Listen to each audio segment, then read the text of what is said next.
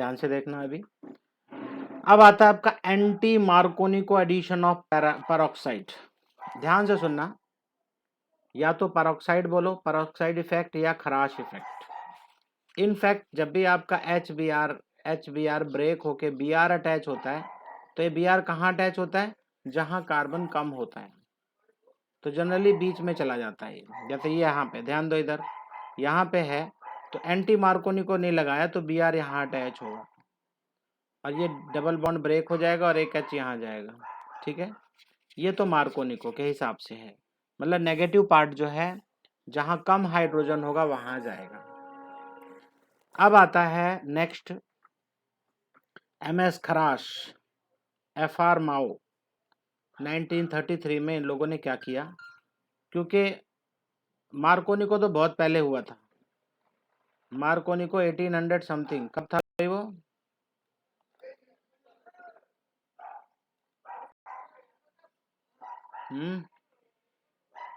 कहाँ? 1869 में था, करेक्ट। गांधी जी का जन्म कब हुआ था? हम्म हम्म हाँ, 2 अक्टूबर। तो उसी समय खराश, ये क्या नाम, मार्कोनिको ने रूल दिया था। इसके बाद क्या हुआ? In the presence of peroxide, अगर पेरोक्साइड की मौजूदगी में एडिशन ऑफ HBr करोगे, किसको? Unsymmetric alkene. सिमेट्रिक करते तो कोई प्रॉब्लम ही नहीं है, अनसिमेट्रिक में झमेला है पूरा। Like propene take place contrary to the Markovnikov rule. Contrary, अगर पेरोक्साइड डालोगे it will be contrary to the Markovnikov rule का उल्टा होगा। उल्टा क्या होगा? अब आपका बी आर यहाँ की बजाय कहाँ अटैच होगा बी आर? एक कोने में, यहाँ देखो ये वाला, ये अब ये मेजर प्रोडक्ट होगा। कब होगा ये? जब आप एंटी मार्कोनिको या पेरोक्साइड यूज करोगे। कैसे यूज करोगे, क्या करेगा पेरोक्साइड? अब एक काम करो, इसका मैकेनिज्म पढ़ेंगे। तो यहाँ पहले नॉर्मल रिएक्शन बता रहा है, आपको ये याद रखना है बस। आपको याद रखने वाला काम इतना है बस, इससे ज्यादा याद नहीं रखना। कोई दरवाजा खटखटा रहा है, कौन है भाई? अंशुल वत्स। क्या भाई अंशुल? अंशुल कहाँ था अभी तक?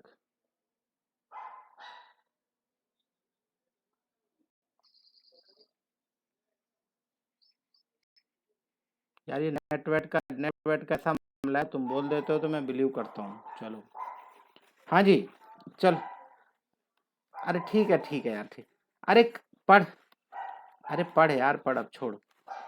अभी अगर एंटी मार्कोनिको की बात करूंगा तो ये आपका एल्कीन है, वो भी क्या है? प्रोपीन। प्रोपीन में HBr डालने चल रहे हो, लेकिन आपने ये बेंजोइल पेरोक्साइड डाल दिया। क्या डाला? Benzoyl peroxide. तो ऐसा करने पे एंटी मार्कोनिको मतलब बी आर अब यहाँ अटैच होगा इसके ऊपर, और H अटैच होगा यहाँ। ठीक है, यहाँ देखो, यहाँ जगह कम थी तो इसने ऐसे दिखाया है, फिर इसके बाद इधर आके फिर ये इधर। ठीक है ना? आप इसको एक चेन में भी लगा सकते हो। कौन है यार, बहुत लेट आ रहे हैं लोग बाग। ईश्वर। ध्यान दो। तो क्या देखा आपने? जब मार्कोनिको एंटी मार्कोनिको रूल अपनाओगे या पेरोक्साइड इसमें डालते हो, तो क्या देखते हो आप? HBr जब आप ऐड करने जा रहे हो, तो अब ये Br यहाँ अटैच होना था मार्कोनिको के हिसाब से, अब यहाँ नहीं होगा, और यहाँ होगा, इस वाले C के ऊपर होगा। ठीक है, और यहाँ अटैच होगा H, एक किनारे में ऐड हो जाएगा ये Br। अब ये एक्टिविटी होती कैसी, अब इस मैकेनिज्म के बारे में बात करेंगे हम। क्या है ये पेरोक्साइड? तो ये पेरोक्साइड के बारे में पहले ध्यान से देख लो, ये क्या है, क्या ये? अगर आप ध्यान से देखोगे, यहाँ लिखा हुआ देखोगे तो बड़ा कंफ्यूज हो जाओगे, क्या मुसीबत है यार ये। C6H5CO, C6H5CO, O भी है ट्वाइस, और O ट्वाइस। ध्यान देना, अभी ये ट्वाइस और साथ में O ट्वाइस। चलो यहाँ बनाने में मजा आएगा।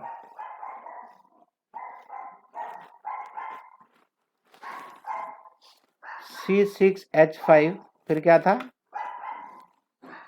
CO। एक minute, CO, okay, C double bond O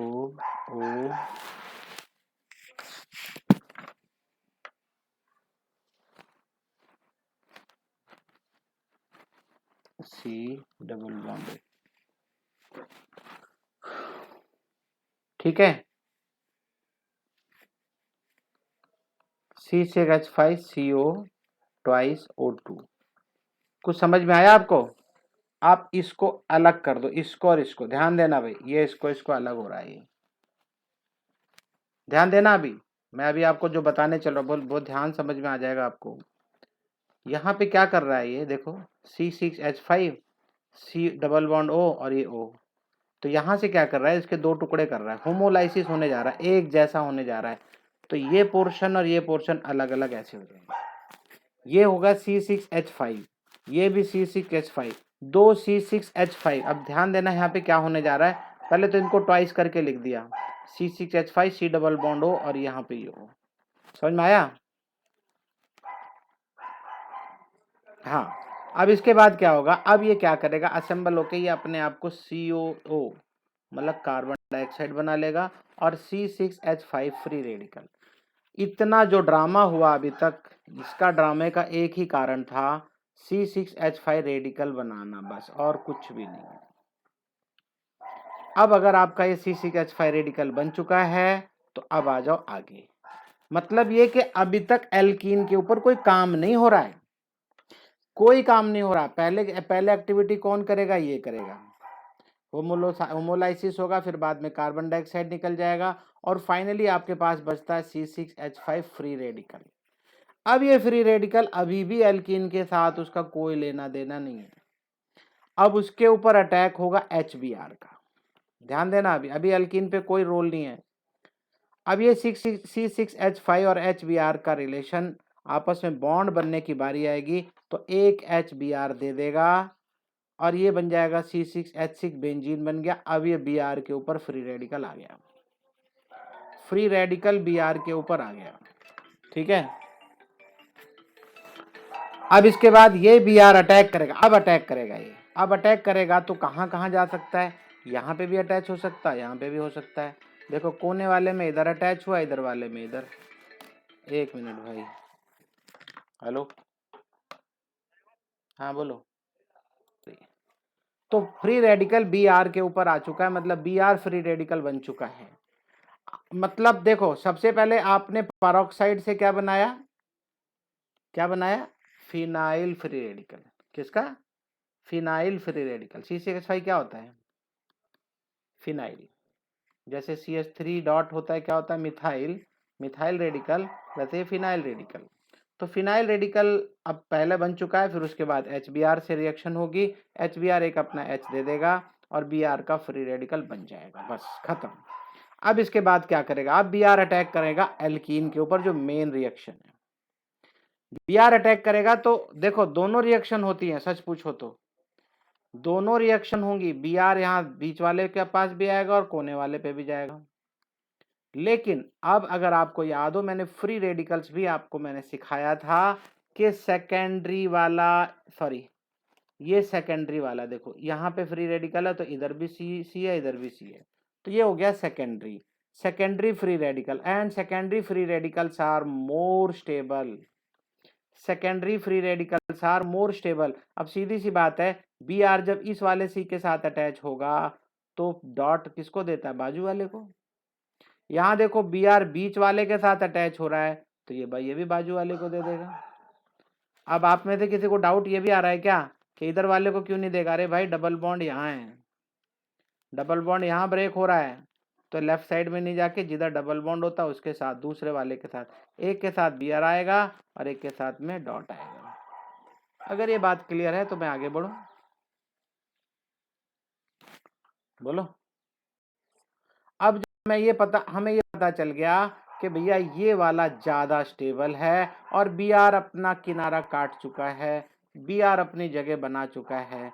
अब जब Br यहाँ आ चुका है तो, और हम यही तो चाहते थे, इधर आए, हम भी तो यही चाहते थे ना। अब ऐसे में क्या होगा फिर से एक और HBr के साथ रिएक्शन होगी, एक और HBr के साथ रिएक्शन होगी। अब इसका H यहाँ आ जाएगा और ये बन जाएगा CH2, CH3 CH2 CH2 Br और वापस इस वाले Br के ऊपर फ्री रेडिकल आ जाएगा। ये Br फिर से तैयार हो चुका है नेक्स्ट एल्कीन के साथ में रिएक्शन करने के लिए। नेक्स्ट एल्कीन के साथ फिर रिएक्शन करेगा तो ये आपका मेजर प्रोडक्ट है। माइनर प्रोडक्ट ये पकड़ाएगा आपको, Br यहाँ रहेगा तो ये CH3 हो जाएगा। ये माइनर प्रोडक्ट होगा, क्यों? क्योंकि सेकेंडरी वाला ज़्यादा स्टेबल है, ये कम स्टेबल होने की वजह से लेस क्वांटिटी प्रोड्यूस करेगा। क्या करेगा? लेस क्वांटिटी प्रोड्यूस करेगा। समझ में आया? हाँ,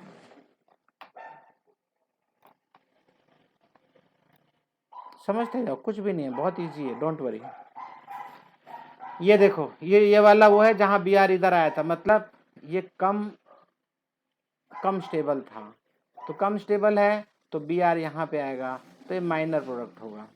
तो मैंने आपको बता दिया माइनर प्रोडक्ट और मेजर प्रोडक्ट क्या होगा, क्योंकि एंटी मार्कोनी को लगाओगे, एंटी मार्कोनी को या पैरोक्साइड इफेक्ट या खराश इफेक्ट, आप इसमें से कोई भी एक नाम ले लेना, तीनों के नाम आएंगे कहीं कहीं बुक में, तो आप उसमें से ये मत सोचना पता नहीं क्या बातें कर रहा है। यहाँ थोड़ी सी बात बताता है, थोड़ी ध्यान से सुनना, ये आप जानते हो, ये जानते हो आप। अब आप बोलोगे कब बताया मुझे, ऑलरेडी कई बार हो चुका है। The secondary free radical obtained in the above mechanism, अब सेकेंडरी मिला ना आपको, जो स्टेप 3 में सेकेंडरी मिला, सेकेंडरी मतलब जो ज्यादा स्टेबल था, is more stable then the primary. हाँ ये बात तो पता है। This explain the formation of 1 bromopropane. तो ये 1 ब्रोमोप्रोपेन का मतलब है एक साइड में जो हमें मेजर प्रोडक्ट मिला था 1 bromopropane as the major product. So it may be noted that the peroxide effect is not observed in addition of HCl and HI। ये most important line है मल्टीपल चॉइस क्वेश्चन के लिए, ये सिर्फ और सिर्फ HBr के लिए है। ये क्या चीज? एंटी मार्कोनिको, ठीक है, एंटी मार्कोनिको किसके लिए है? HBr के लिए। ये बता रहा है HCl और HI के साथ नहीं होगा। This may be due to, अब कारण बता रहा है, देखो वो भी मे लगा के बोलता है, this may be the due to the reason. क्या रीजन है? That HI bond being stronger. अब HCl बॉन्ड ज्यादा स्ट्रॉन्गर होगा। भाई Cl कहाँ पे होता है? Cl ऊपर है, Br है, उसके बाद फिर I है, तो HCl बनाएगा या HBr बनाएगा, HI बनाएगा। अब इन तीनों के बारे में डिस्कस कर रहा है, ये बता रहा है कि HBr एंटी मार्कोनिको। अच्छा, मार्कोनिको के बारे में नहीं बोल रहा है, ये एंटी मार्कोनिको के बारे में बोल रहा है। बस रह गई बात मार्कोनिको की, वो तो H प्लस और OH माइनस के साथ भी रिएक्शन करता है। OH माइनस मैं ऑलरेडी सुबह बता चुका हूं ये बात। बोलो भाई। तो अब यहाँ क्या बोलता है, क्योंकि HCl बॉन्ड जो है, HCl छोटा है ना, तो HCl बॉन्ड कितना होगा? छोटा होगा, बॉन्ड स्ट्रेंथ ज्यादा होगी। कितनी होगी? 430.5 किलो जूल पर मोल। और HBr बॉन्ड 363.7 होगी, ठीक है ना। अब इसलिए बोला is not cleave by the free radical where HI bond is weaker. अच्छा, HI बॉन्ड बहुत वीकर होगा and iodine free radical combine to form iodine molecule. अब ये आयोडीन क्या करेगा? जल्दी से ब्रेक तो हो जाएगा, ब्रेक इतनी जल्दी हो जाएगा कि आई डिफरेंट HI से जो ब्रेक होके आएंगे ना, आई मिलके I2 बना लेंगे जल्दी जल्दी, और हम ये बिल्कुल भी नहीं चाहते हैं। याद करो पीछे एक और जगह पे हमने HiO3 ये डाला था, जिसकी वजह से स्ट्रॉन्ग ऑक्सीडाइजिंग एजेंट, जिससे कि I2 ना बने। याद आया कुछ थोड़ा बहुत? स्ट्रॉन्ग ऑक्सीडाइजिंग एजेंट वहां पे HiO3 या HNO3 या HNO3 लगाया था, जिसकी वजह से वो I2 ना बनने पाए, क्योंकि I2 बहुत जल्दी बनाता है। बाकी रिएक्शन में मैं कम से कम 12th क्लास तक 100 बार ये बात बताऊंगा, चिंता ना करो, लेकिन याद रखना थोड़ा थोड़ा। ओके, तो अब ये बात समझ में आ गई होगी आपको, राइट। अब देखो ये छोटा सा क्वेश्चन है, आपने पढ़ा इतना, मार्कोनिको एंटी मार्को दुनिया भर की चीजें पढ़ी, लेकिन ऐसे छोटा सा क्वेश्चन पूछ लेगा और आपका सिलेबस का काम हो जाएगा। क्या बोलता है? Write IUPAC name of the products obtained by addition reaction of HBr2। ध्यान से सुनना, HBr के साथ में hexene 1 ene, hexene 1 ene, hexene मतलब 3 6 C, और 1 की बात करता है, 1 की बात करता है तो यहाँ पे है ये डबल बॉन्ड। बाकी मैं एच वेच नहीं लगा रहा हूँ भाई, देख लेना, ठीक है। अब ये बोलता है कैसी रिएक्शन करना है HBr से, HBr प्लस रिएक्शन करानी है कब, जिसमें 2 क्वेश्चन है, in the absence of peroxide, peroxide नहीं डालना, प्योरली मार्कोनिको, प्योरली मार्कोनिको होगा तो क्या होगा, Br कहाँ अटैच होगा, Br यहाँ अटैच होगा, समझ में आ रहा है कि नहीं, और H कहाँ अटैच होगा, यहाँ अटैच होगा, और ये सिंगल बॉन्ड हट जाएगा, वेरी सिंपल, यहाँ Br होगा। तो अब इसका आयुपेक नेम क्या होगा, 2 ब्रोमो, ब्रोमो कौन सी जगह पे है, 2 पे है, सेकंड नंबर पे है, दैट्स वाई 2 ब्रोमो हेक्सेन होगा, वेरी सिंपल। और अगर आपने दूसरे क्वेश्चन बोलता है in the presence of peroxide, peroxide डालोगे तो Br इस वाले C के नीचे आ जाएगा और इसके नीचे H रहेगा, तो क्या नाम आएगा इसका, 1 ब्रोमो हेक्सेन या ब्रोमो हेक्सेन, जो भी बोलो, देखो पहले के साथ ही है। मतलब हमने कितनी देर तक पढ़ा, and now we are able to answer this type of questions. मुश्किल लगा तो बेशक इसको पढ़ाने में समय लगा मुझे बहुत, आपने कम से कम मैकेनिज्म सीखा, आपने ये भी देखा कि फ्री रेडिकल्स कैसे प्राइमरी सेकेंडरी कैसे एक्ट करते हैं, पीछे टूल्स हमें टेक्निक्स सीख के हम आए हैं, और हमारे अभी पढ़ाई में ऑर्गेनिक केमिस्ट्री की पढ़ाई में किस तरीके से काम आने वाला है। अगर ये मार्कोनिको हो गया हो तो अब मैं आगे बढ़ता हूँ, एडिशन ऑफ सल्फ्यूरिक एसिड, ये बड़ा मजेदार है, बहुत मजेदार है। अच्छा ये कहानी की तरह लिखेगा यहाँ पे, बिल्कुल नहीं, जो मैं बताता हूँ उसको देखो बस, मैं इसलिए अगले पेज पे नहीं जा रहा हूँ बिल्कुल भी। H2SO4 की बात करता है, addition sulphuric acid, cold concentrated sulphuric acid adds to the alkene, alkene के, भाई हम पढ़ ही रहे हैं एल्कीन, एल्कीन में ऐड करना है in accordance with Markovnikov rule, देखो बिल्कुल वही बात आ गई कि मार्कोनिको रूल के हिसाब से इसको ऐड कराना है to form alkyl hydrogen sulphate by electrophilic addition. चलो अब ये मैं तुम्हें अपने शब्द अपनी तरह से बताऊंगा, उसी तरह से करना, नहीं तो परेशान हो जाओगे। आपकी बुक के हिसाब से ना, बुक वाले ने कुछ ज़्यादा ही सिखा दिया है, और कभी कभी कोई चीज़ ज़्यादा सिखा दी जाती है ना तो बहुत परेशान करती है। तो मैं अभी जो बताने चल रहा हूँ बहुत ध्यान से देखो, H2SO4 का आयनाइजेशन होता है जब, तो एक H और साथ में क्या मिलता है, HSO4 माइनस, याद करो आपने इसमें पढ़ा होगा, इक्विलिब्रियम में पढ़ाया था मैंने, याद आया, अरे बोलो यार, डाई प्रोटो है ना, ये 2 प्रोटोन निकलेंगे तो एक प्रोटोन अगर जा रहा है, एक H प्लस जा रहा है, तो बचता है क्या, HSO4 बचता है। अब यहाँ पे बता रहा है जो हाइड्रोजन सल्फेट यही है, ये कौन सा पार्ट है, नेगेटिव, नेगेटिव पार्ट कहाँ कहाँ अटैच होता है, जहां हाइड्रोजन कम होगा, जहां हाइड्रोजन कम होगा HSO4 अटैच हो जाएगा, जहां हाइड्रोजन ज्यादा होगा वहां H प्लस जाएगा, वेरी सिंपल। तो अब चलो मैं अगले पेज पे ले चलता हूँ, चक्कर मत खा जाना उसको देख के, वो पता नहीं कैसे कैसे ब्रेक करता है इसको।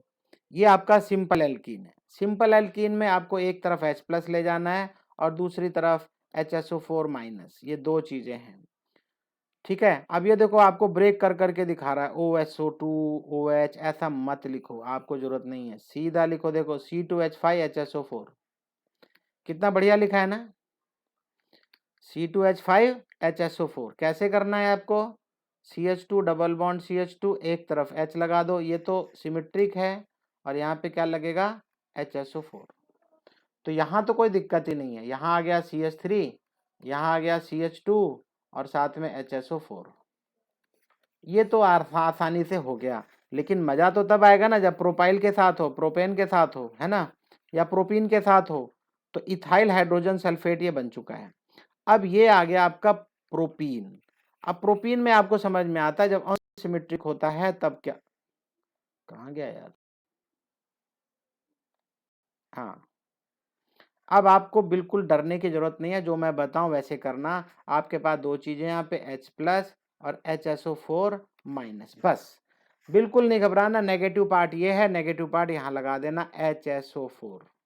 ये पॉजिटिव पार्ट है, सॉरी पॉजिटिव का मतलब है H+, यहाँ H+ लगा देना। अब बताओ क्या बनेगा, इधर HCH3, इधर भी CH3, यहाँ है CH, और इस CH के साथ में क्या है, इस CH के साथ में क्या HSO4, HSO4। लेकिन अब ये क्या करता है, इसी HSO4 को लिखने का तरीका इतना खतरनाक लिखता है, आपको बिल्कुल भूल भूल जाओगे। देखो ये HSO4 है आपका, पढ़ो जरा इसको।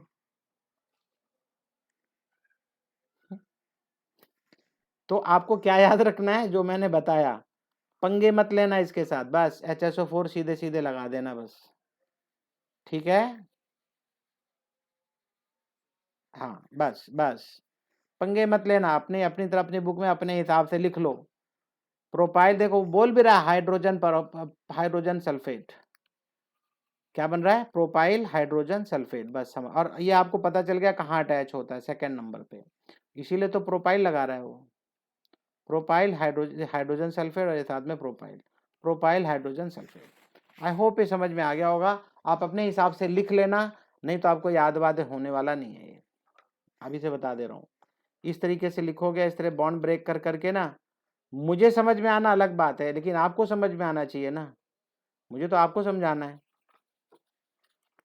चलो भाई, अब है एडिशन ऑफ वाटर, ये वाली मैं आपको सिखा चुका हूँ, फिर से बता देता हूँ। वाटर मॉलिक्यूल के अंदर भी एक H+ बनेगा और एक OH-। याद रहे, जब भी वाटर के साथ में रिएक्शन कराओगे, फ्यू ड्रॉप ऑफ H2SO4 या कोई सा भी एसिड डाल देना, HCl या sulphuric acid, few drops. Few drops का मतलब क्या है, फ्यू ड्रॉप से क्या होगा, आयनाइज हो जाएगा आपका वाटर जो है ना, वो आयनाइज हो जाएगा। अरे उसको H+ और OH- तो बनाओ, ठीक है। अब जब OH- बन चुका होगा, तो आपको कहाँ लेके जाना है उसको, कहाँ अटैच होगा OH-, जहां H कम है, कहाँ कम है, इस वाले C के पास। H+ कहाँ जाएगा, इस वाले C के साथ, ओके। तो अब सोचो यहाँ पे क्या आ जाएगा, यहाँ आ जाएगा OH, यहाँ बनेगा OH, यहाँ आएगा, इसके ऊपर आएगा 3, H3 कर दे रहा हूँ, बस खत्म। अब अगर आप ध्यान दो, CH3 CH3 CH3 और अल्कोहल, साफ पता चल रहा है टर्शरी अल्कोहल है ये, है ना। ये CH3 और ये सिंगल बॉन्ड है, तो आप इसको गिनो, 1 2 3, 2 मिथाइल, सेकेंड नंबर पे मिथाइल है, 2 मिथाइल, 2 मिथाइल। अब 3 C है तो प्रोपेन, और कहाँ पे ओन है, ओल है सेकेंड नंबर पे, तो 2 ओल। आई होप आपको नाम समझ में आ गया होगा अभी, 2 मिथाइल प्रोपेन 2 ओल, कैसे आया, क्लियर है, क्लियर है, हाँ, अच्छी बात है।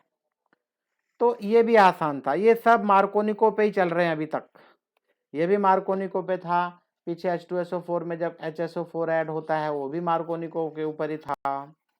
अब आगे बढ़ो, अब मार्कोनिको के ऊपर नहीं है, ये प्योरली ऑक्सीडेशन करवा रहा है। अच्छा, जैसे मैंने बताया था HNO3 जैसे स्ट्रॉन्ग सॉरी ऑक्सीडाइजिंग एजेंट हैं, वैसे ही स्ट्रॉन्ग ऑक्सीडाइजिंग एजेंट दो हैं, KMNO4, KMNO4, और साथ में K2Cr2O7। KMNO4 और K2Cr2O7, इन दोनों के ऊपर एक एक नंबर का क्वेश्चन आता है 12th क्लास में, 12th क्लास में एक एक मार्क का क्वेश्चन आता है इन दोनों के ऊपर। दो के दोनों स्ट्रॉन्ग ऑक्सीडाइजिंग एजेंट है, दोनों क्या है, ऑक्सीडाइजिंग एजेंट।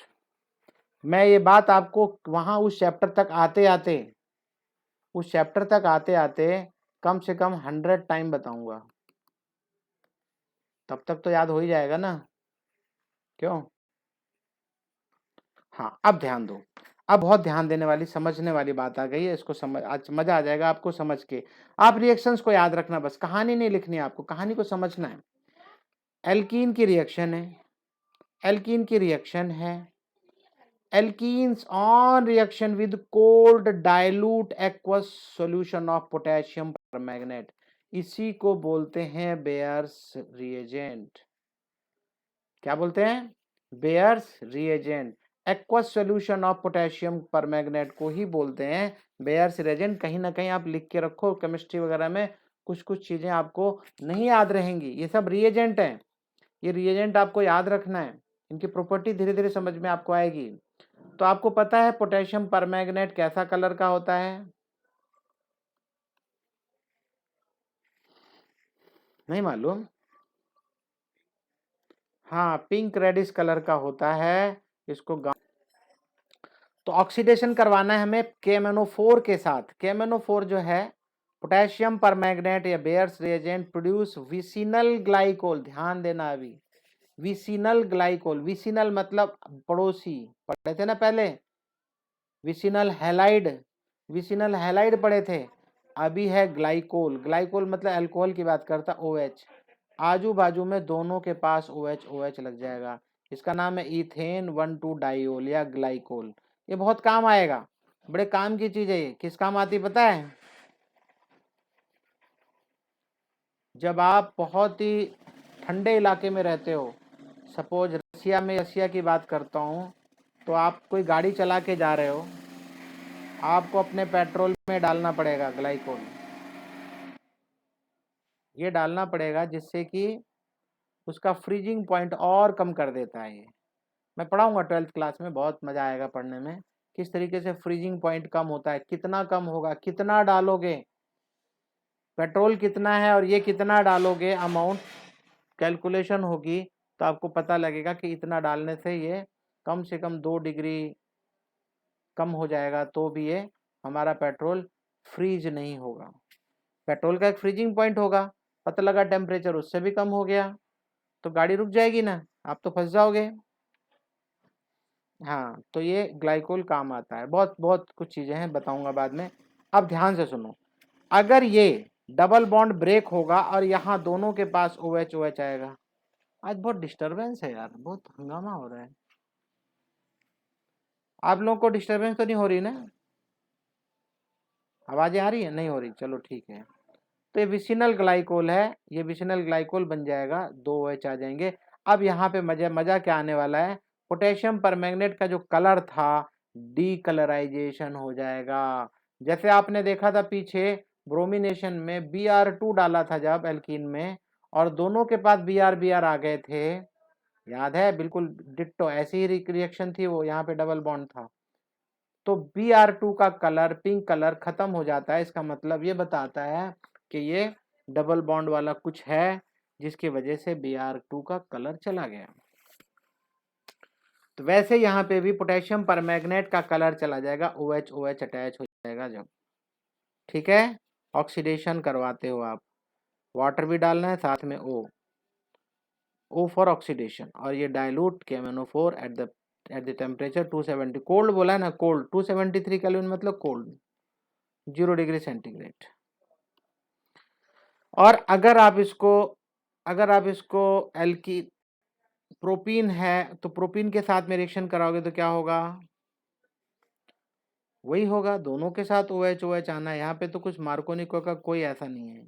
अब देखो इस वाले के बाद एक को छोड़ के दूसरे के साथ, तो ये देखो दूसरे के साथ में OH है, और इसके साथ भी आएगा तो इसके साथ भी OH है, दिखा? Propane 1,2 diol.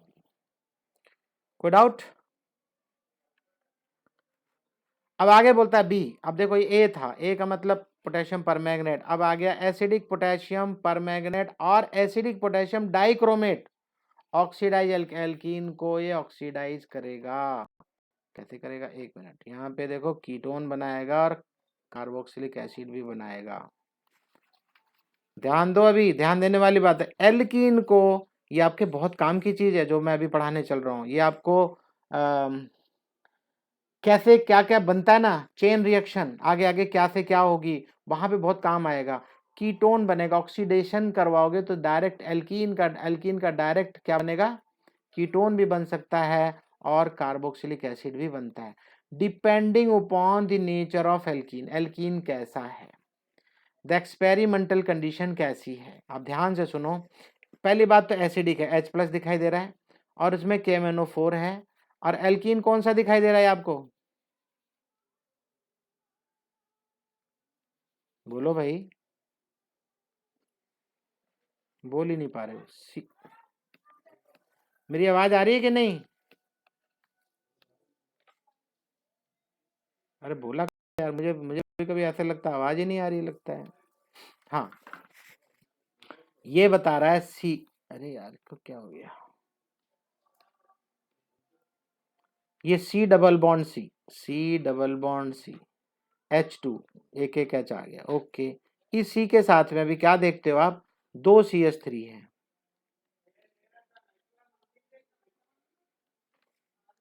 ठीक है। तो ऐसा नहीं लग रहा आपको सेकेंडरी है ये, बोलो ना, सेकेंडरी नहीं है ये। आप गिनोगे इधर से 1 2 3 या 1 2 3 ऐसे आएगा ये, तो ये तो मिथाइल हो गया ना, अटैच है। तो क्या देखते हो, 2 मिथाइल प्रोपीन को क्या बनता है ये, प्रोपीन 2 ओन, बहुत इंपॉर्टेंट रिएक्शन है, देख लो, प्रोपेन 2 ओन, प्रोपेन 2 ओन, देख लो ऐसे ये वाला। तो ये कहाँ हुआ, कहाँ नहीं, ये कहाँ बनी, इसके साथ बनी, ये ऐसे बन जाएगा और ये डबल बॉन्ड यहाँ रहेगा, यहाँ ऑक्सीजन आ जाएगा, यहाँ ऑक्सीजन आ जाएगा, very simple, carbon dioxide water. आप ये रिएक्शन भूल जाएंगे, गारंटी बता रहा हूं, 12th क्लास तक पक्का, और अगर याद रख लिया तो तुम्हारे काम आ जाएगी। और अगर, हाँ, क्या टर्सरी, टर्सरी क्या चाहिए, टू, क्या चाहिए, ये बताऊं या ये बताऊं, ये वाला, क्या बताऊं यार, बोलो तो सही, ये वाला, ये या ये वाला, ये लेफ्ट वाला, चलो ध्यान दो, ये सी यहाँ पे है, सी यहाँ पे है, ये डबल बॉन्ड CH2, फिर इसके साथ में एक CH3, ठीक है ना। अब इसके साथ में एक CH3 यहाँ है, अब इसके साथ में अगर एक और CH3 होता तब ये टर्शरी होता, लेकिन क्योंकि यहाँ पे एक H है, तो ये क्या क्या बन रहा है, ऐसे चेन तो ऐसे है ना, ये देखो, तो एक ही चीज तो अटैच है, नहीं तो ये तो, हाँ, आ, एक मिनट, आप कैसे सोच रहे हो, मेरे को समझ में नहीं आ रहा है। देखो डबल बॉन्ड यहाँ पे है, अब टर्शरी बोल रहे हो, जैसे ये की चेन है, सिंपल नॉर्मल रहता है ये तो, ठीक है। अब इसके साथ, एक मिनट एक मिनट एक मिनट,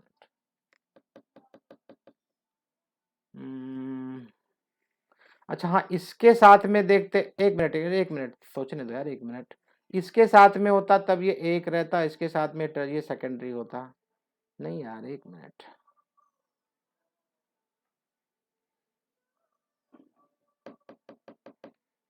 बात तो सही है, कुछ हद तक तुम्हारी, एक इधर भी लग गया, एक इधर भी लग गया, टर्शरी बोलेंगे,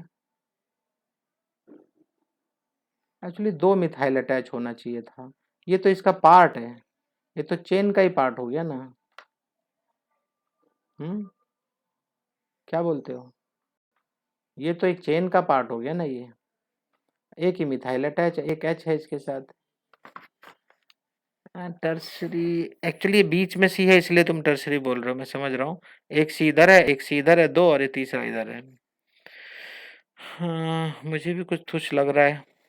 चलो ठीक है, टर्सरी वर्सरी के चक्कर में मत पड़ो, फिलहाल तो देख लो आप अभी, किसके चक्कर में, झंझट में मत पड़ो, मैं देखूंगा, मैं खुद से बना के देखूंगा दोबारा से, मुझे भी लग रहा है टर्सरी है, लेकिन अगर इसके रेस्पेक्ट टू देखूंगा तब सेकेंडरी होगा, लेकिन अब देखना तो मुझे यहीं पे पड़ेगा ना। चलो ठीक है, जो भी है, आपके पास इस तरीके से है, तब आपको क्या बना के देगा ये, एल सॉरी कीटोन बना के देगा ये, ठीक है। और अगर सिंपली ध्यान रखना इस तरह से है, इस तरह से क्या है ये क्या है, सिमेट्रिक एल्कीन है। सिमेट्रिक एल्कीन नॉर्मल ब्यूटूइन है, इस केस में क्या करेगा ये KMnO4H+ के साथ में इथेनोइक एसिड देगा। ये इथेनोइक एसिड का मतलब ब्रेक हो जाएगा, ये ब्रेक होगा, एक इधर का और एक इधर का।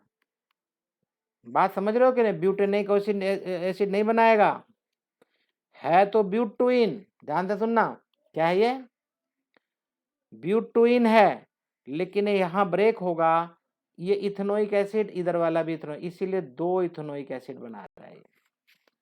ये दोनों रिएक्शन आपको याद रखनी है, बहुत जरूरी है। अब आप कुछ लोग सोच रहे होंगे क्या हम यार इसको ऐसे ही पढ़ते चले जाएंगे क्या? चलो मैं 2 चीजें और करा के फिर मैं आपको कुछ दिखाऊंगा, तब आपकी समझ में आएगा। ओजोनोलाइसिस आप में से कोई ऐसा है जिसको कम समझ में आया है, नहीं समझ में आया है, तो मैं दोबारा बताने को तैयार हूं। अगर आ गया है तो ठीक है, क्योंकि मैंने होमवर्क देखा, सब ने बढ़िया बना के भेजा है। अगर किसी को कोई जरा से भी शंका है, सुबह है जरा से भी, तो बोलो, मैं करा दूंगा।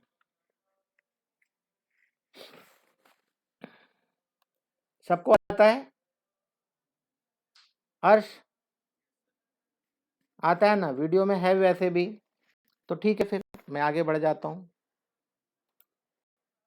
इसके ऊपर कैसा क्वेश्चन आया था एक बार मैंने देखा है, जब सॉरी, तो हाँ जी, तो पॉलीमराइजेशन में क्या होगा, जैसे पॉलीथीन बनता है, शीट्स बनती हैं, क्या क्या बनते हैं, पॉलीथीन बैग बनते हैं, तो ये सब इनके बारे में हल्का सा एक आइडिया दे रहा है कि जैसे ईथीन से पॉलीथीन बनेगा, तो क्या कंडीशन रखी जाती है, high temperature, high pressure and in the presence of catalyst. Catalyst के प्रेजेंस में सारी की सारी रिएक्शन कराई जाती हैं, और इसको क्या बोलते हैं, पॉलीमराइजेशन। अब आपको क्या करना है इसके बारे में, आया तो एग्जाम में इसके बारे में ज्यादा मेरे तो नहीं आने का है, बट फिर भी आप, अरे जा क्यों नहीं रहा यार ये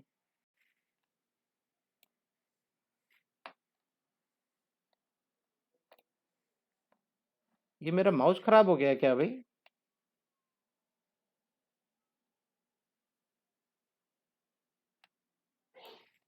हिलता ही नहीं है। हाँ, they are made of call monomer, मैंने बताया ना अभी थोड़ी देर पहले कि पहले तो मोनोमर होगा, तो मोनोमर कौन है यहाँ पे, इथीन है, जैसे ये देखो CH2 डबल बॉन्ड CH2, ये इथीन हमारा मोनोमर है। कैसे बनेगा ये, high temperature, high pressure and catalyst, ऐसे लिख दो। और इसको लिखने का तरीका कैसे, सुन लो सभी लोग ध्यान से सुनो, ये डबल बॉन्ड नहीं रहेगा, पहली बात, स्क्वायर ब्रैकेट बनाते हैं, यहाँ पे सिर्फ स्क्वायर ब्रैकेट नहीं बना रखा है, ऐसे बना रखा है, और इस ब्रैकेट पे ऐसे एक लाइन डाल देना, और CH2 सिंगल बॉन्ड CH2 बना देना, और यहाँ लिख देना N, ये वाला N लगा ना जो, N number of molecule of ethene, तो यहाँ पे कहाँ लगता है, यहाँ लगता है, ये तरीका है लिखने का। ये हो गया पॉलीथीन। पॉलीथीन को लिखने का तरीका देख लो, ये तरीका होता है लिखने का। यहाँ देखो N छोटा सा दिखाई दे रहा होगा, समझ में आया कि नहीं?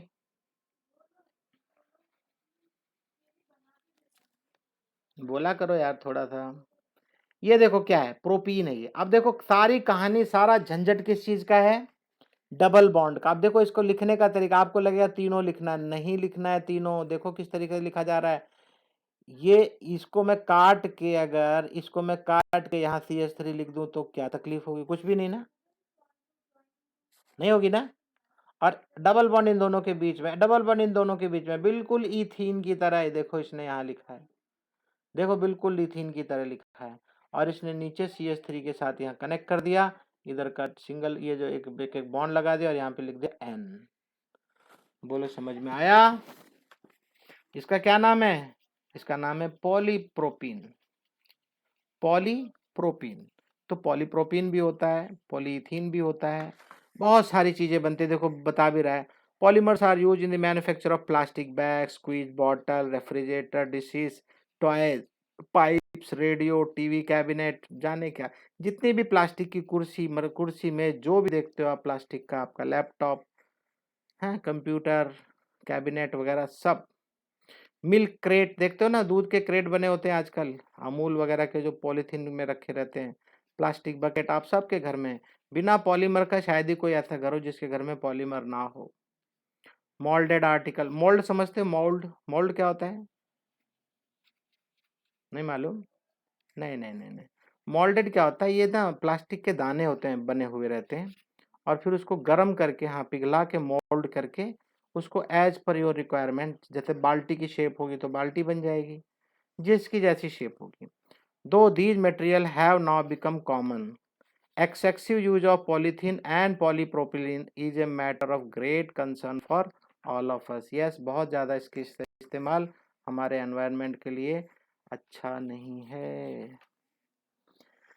तो आज का मेरा जो एल्कीन का प्रोग्राम था आज मेरा ख़त्म हुआ। मुझे ऐसा लग रहा था सुबह कर दूंगा, लेकिन मुझे ऐसा पढ़ाने में थोड़ा टाइम ज़्यादा लग गया, जिसकी वजह से हमारा एल्कीन आज ख़त्म हुआ। आपने देखा होगा एल्केन, एल्कीन, अब अभी पढ़ाने चल रहा हूँ मैं अल्काइन।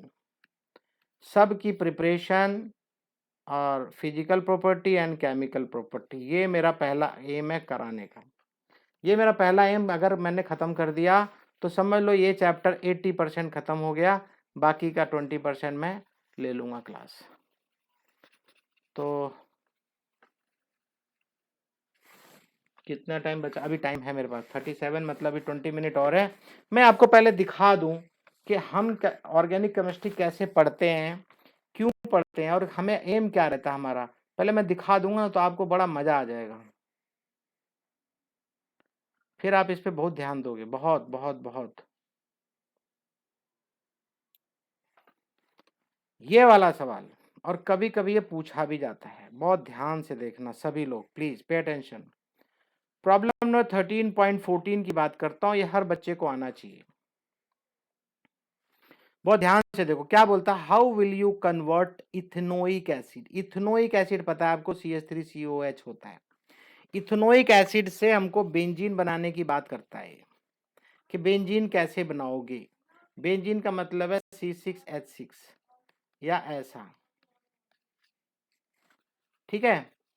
तो मैं एक छोटा सी चीज, ये बेंजीन के इसके बारे में बता दूं मैं।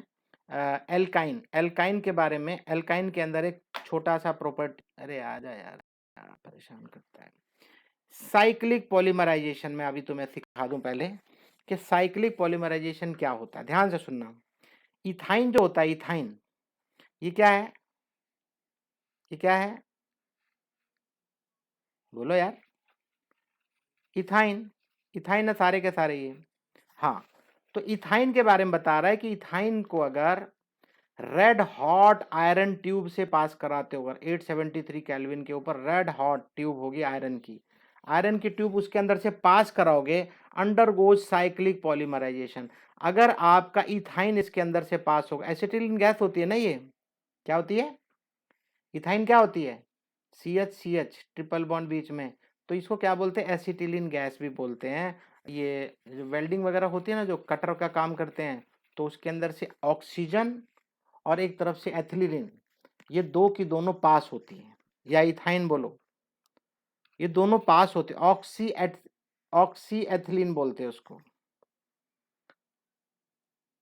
और कहीं कहीं एसिटिलीन भी बोलते हैं। क्या बोलते हैं, एसिटिलीन और ऑक्सी, ऑक्सी एसिटिलीन। बात समझ में आ रही है। तो ऑक्सीजन के वहां दो सिलेंडर रखे रहेंगे, कभी आप ऑब्जर्व करोगे तो दो सिलेंडर रहेंगे, एक ऑक्सीजन का सिलेंडर रहेगा और एक C2H2 का सिलेंडर रहेगा, दोनों, और दोनों से पाइप दोनों से कनेक्टेड रहेगी, एक जगह आके दोनों मिक्स होती है। वेल्डर बखूबी जानता है इनके बारे में, कितनी ऑक्सीजन मुझे चाहिए और कितनी एसिटिलीन चाहिए, अकॉर्डिंगली वो सेम पर्टिकुलर रेशो में आती रहेगी और उसकी वेल्डिंग का काम होता रहेगा। वो अलग बात हो गई, वो तो एसिटिलीन के बारे में बता रहा था मैं। अब क्या होगा, अगर आपने इसी एसिटिलीन को रेड हॉट ट्यूब से पास कराया, आयरन की रेड हॉट ट्यूब से 873 केल्विन पे, तो इसका साइक्लिक पॉलीमराइजेशन हो जाता है, या तीन पॉलीथीन मिल, सॉरी, इथीन मिलके, देखो ध्यान देना, इंपॉर्टेंट है ये, तीन इथाइन मिलके किस तरीके से बेंजीन बनाते हैं, बहुत इंपॉर्टेंट है ये।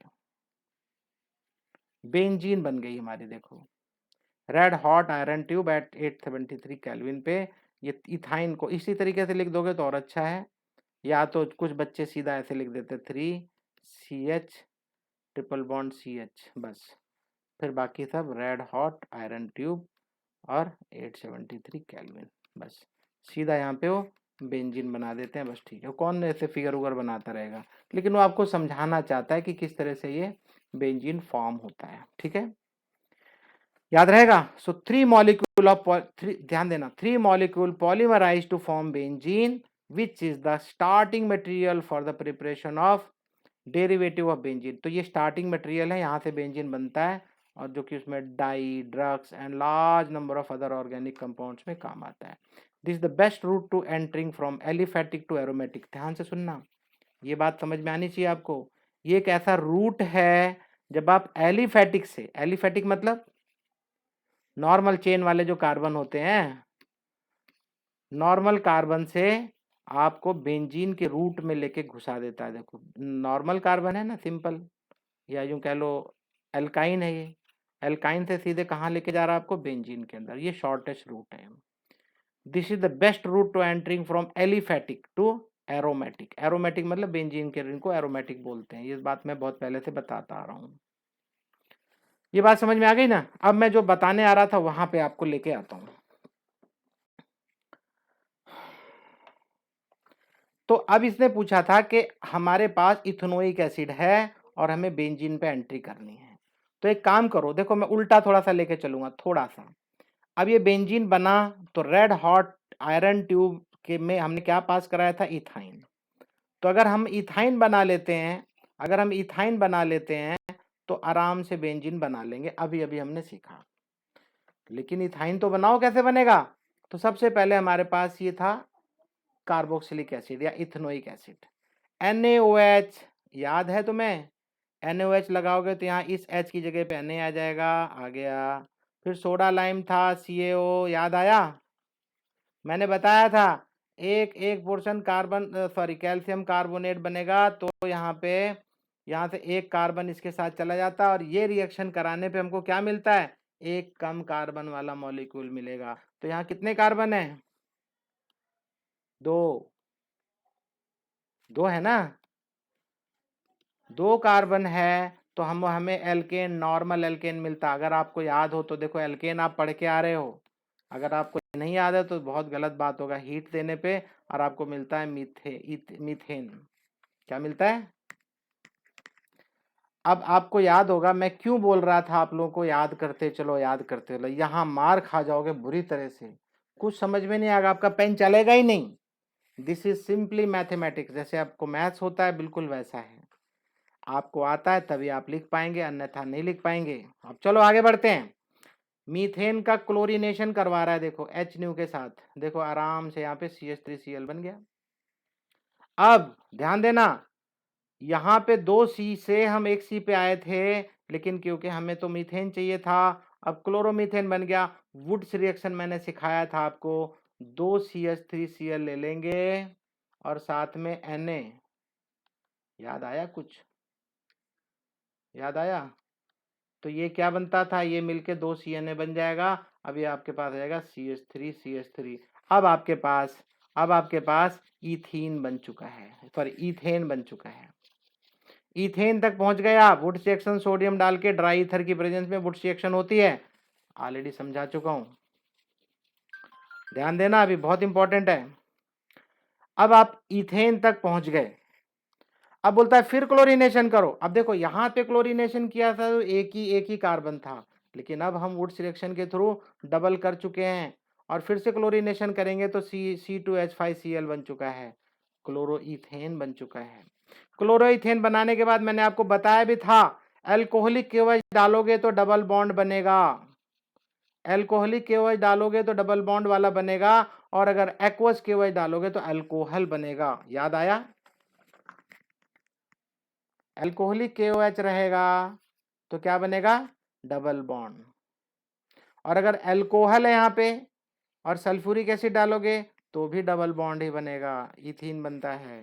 तो अब आपने एल्कोहलिक KOH डाल के एल्कोहलिक हेलो एल्केन में, हेलो एल्केन है ना, हेलोजन, हेलो एल्केन के साथ एल्कोहलिक KOH जब भी डालोगे, ये बहुत इंपॉर्टेंट रिएक्शन है, बहुत बहुत बहुत। 12th क्लास में आपको हर स्टेप में बताना पड़ेगा ये। तो अब आपके पास डबल इथेन मिल गया। देखो सॉरी इथेन से इथीन तक आ गए, लेकिन अब आपको कहाँ आना है, इथाइन तक आना है। तो देख लो आपका रास्ता कैसा है, रास्ता कैसे बन रहा है। लेकिन रास्ता तभी बनेगा जब आपको रिएक्शंस पता हो, रिएक्शंस की नॉलेज हो। आप में से कोई किसी को ऐसा लग रहा है कि जो मैंने शुरू में बोला कि आओ मैं आपको एक चीज दिखाता हूं जहां से आपको कुछ समझ में आएगा कि आखिर हमें कहाँ जाना है, कैसे जाना है, और हम पढ़ क्यों रहे हैं ये सब चीजें, और किस तरीके से क्यों पढ़ रहे हैं। क्या हमें ऐसे रट्टा मार के चलना पड़ेगा? कितने लोगों को समझ में आई बात ये? अब बोलो भाई। आपने ऐसा सोचा था कि हाँ ऐसा होगा? इसीलिए यहाँ पे डायरेक्ट मैं सीधे सीधे यहाँ लेके आया, जिससे कि आप समझ सको आखिर हम करने क्या जा रहे हैं, क्यों पढ़ रहे हैं हम ऐसा। चलो आ जाओ, खत्म करना है। अब यहाँ पे Br2 डालेंगे। ये रिएक्शन भी कर चुके हो आप, दोनों विसिनल विसिनल डाइहैलाइड, अभी थोड़ी देर पहले बता के आ रहा हूँ। विसिनल डाइहैलाइड बनेगा, दोनों के ऊपर Br अटैच हो जाएगा। देखो Br अटैच हो गया, हो गया। अब अगर अब ये ऐसे केस में, अभी आप ध्यान देना, यहाँ गलती होने के चांस आपके बढ़ जाएंगे, सुनना ध्यान से। अगर ये नॉर्मल क्लोरो होता है, एक ही क्लोरो होता है, तब तो ये एक ही साइड में डबल बॉन्ड बनता है, कहने का मतलब। लेकिन अगर दोनों पे Br है तो एक ही Br जाएगा। अब कि फिर से मैं अल्कोहलिक KOH डाल रहा हूं। अब आप बोलोगे सर ऊपर भी तो अल्कोहलिक KOH डाले थे।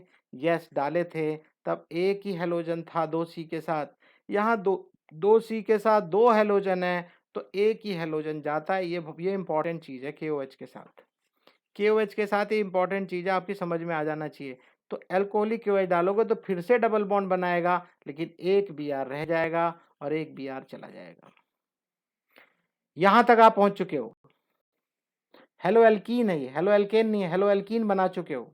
यहाँ पे हेलो एल्केन बन गया था आपका, यहाँ पे हेलो एल्केन बन गया था, एल्केन था, लेकिन अब आप एल्कीन तक आ गए हैं। अब ये सोडामाइड डालते हैं इसमें। क्या डालते हैं?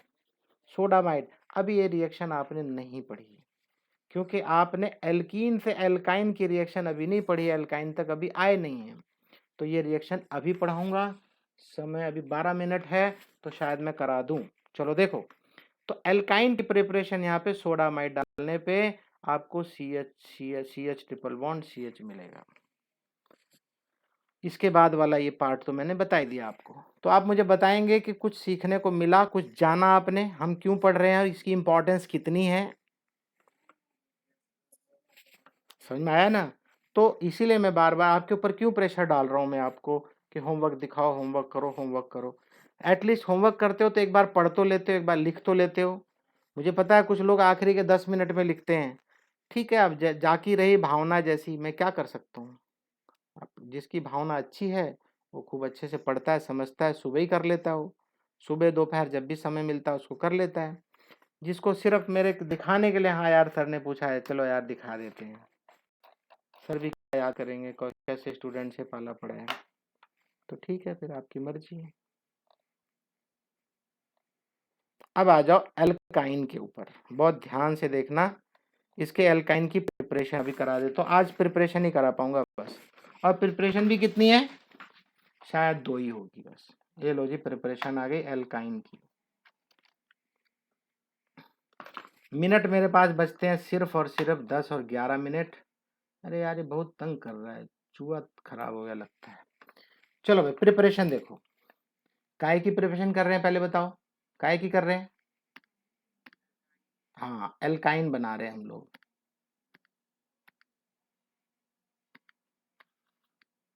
एल्काइन, चलो ध्यान देना। सबसे पहले ध्यान देना, ऑन इंडस्ट्रियल स्केल के बाद ethyne is prepared by treating calcium carbide. अब आप बोलोगे कहाँ है यहाँ पे कैल्शियम कार्बाइड? कैल्शियम कार्बाइड यहाँ नहीं है। तो कैल्शियम कार्बाइड पहले बनाओ, calcium carbide with water treat करना है। किसको? इथाइन। ये क्या प्रिपरेशन ऑफ ट्रीटिंग कैल्शियम का, पानी के साथ में कैल्शियम कार्बाइड को ट्रीट करेंगे। लेकिन कैसे करेंगे, पहले बनाओ तो सही। तो कैल्शियम कार्बाइड इज प्रिपेयर्ड, पहले उसको प्रिपेयर करो। तो कैसे प्रिपेयर करेंगे? क्विक लाइम को हीट करेंगे कोक के साथ। अब पहले फिर क्विक लाइम बनाओ फिर दोबारा से। है ना। तो quick lime can be obtain by heating limestone, ये लो जी लाइमस्टोन आ गया। कैल्शियम कार्बोनेट लाइमस्टोन है, लाइमस्टोन को हीट किया तो हमें मिल गया कैल्शियम ऑक्साइड, लाइमस्टोन मिल गया, लाइम मिल गया, कैल्शियम ऑक्साइड मिल गया। अब जब ये कैल्शियम ऑक्साइड मिल गया तो अब इसको कैल्शियम ऑक्साइड को कार्बन कोक के साथ में हीट करेंगे, कोक के साथ में, अब ये बनेगा कैल्शियम कार्बाइड। क्या बनेगा? कैल्शियम कार्बाइड बन गया। अब ये कैल्शियम कार्बाइड का यहाँ पे वाटर के साथ ट्रीटमेंट करोगे। अरे आ जाओ भाई, ये अच्छी रिएक्शन है, बहुत बहुत बहुत इंपॉर्टेंट रिएक्शन है, ये आपको याद रखना है। कैल्शियम कार्बोनेट वाटर के साथ ट्रीट करेंगे तो कैल्शियम हाइड्रोक्साइड मिलेगा और C2H2 मिलेगा। C2H2, C2H2 क्या है? बोलो भाई, एल्कीन यार।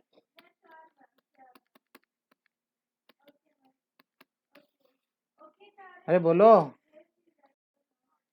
हाँ, अब आ जाओ, अब आ जाओ, जो अभी अभी आखिरी में रिएक्शन करवाई थी हमने उसके बारे में। बोलता है विसिनल डाई हैलाइड के साथ में भी ये रिएक्शन ऐसे करता है। अब ये देखो क्या लिखता है, CH2 इधर Br, ये भी CH2 Br, ये कैसा क्यों लिख दिया भाई? हाँ, इसको लिखने का तरीका है ये, नहीं तो इसको भी तो लिख सकते हैं ना, CH2, ये भी CH2, ये भी CH2 और दोनों के ऊपर Br। आपको याद आया कुछ ऐसी रिएक्शन अभी हमने कराई थी?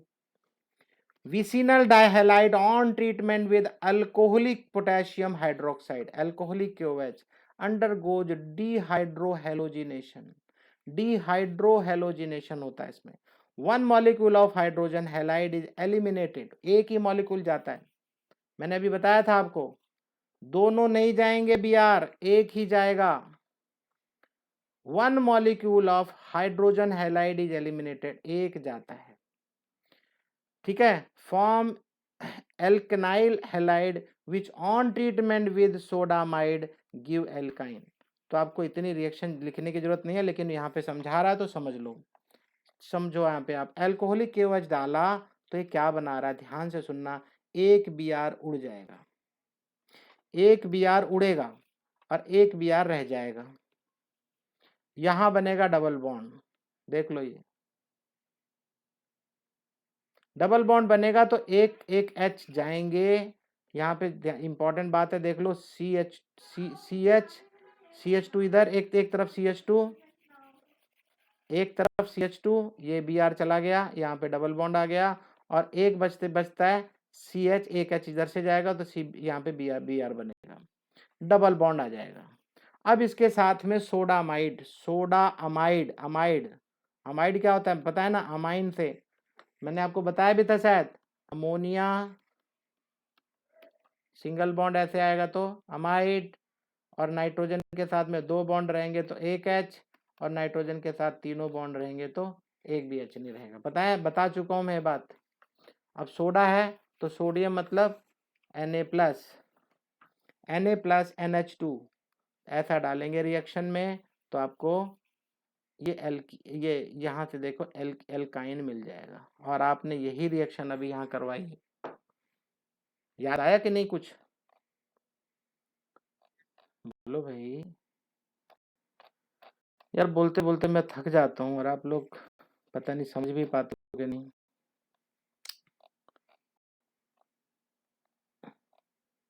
ये आखिरी में रिएक्शन है, ये NaH+ दिखा दिया, NaHNH2, हाँ यहाँ पे अल्कोहलिक KOH के साथ में एक Br छोड़ दिया और NaNH2 करते यहाँ पे ट्रिपल बॉन्ड आ गया और साथ में ये बेंजीन बन गई।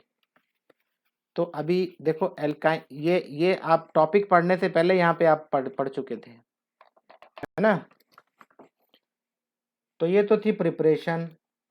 टाइम हो गया 18:55, पंगा लेना उचित नहीं है शायद अब, है ना, क्या बोलते हो? तो ठीक है, अभी अभी अभी मैं आपकी क्लास को समाप्त करूंगा और इसकी रह गई जो चीज़ें हैं मैं कल क्लास लूँगा। तो कल की क्लास के लिए थोड़ा सा आइडिया दे दो कितने बजे शुरू करूँ मैं, सो दैट कल एक बड़ा पोर्शन ख़त्म कर दूंगा। अगर जोशी सर, सुनो, अगर जोशी सर बोलते हैं सुबह पढ़ाने के लिए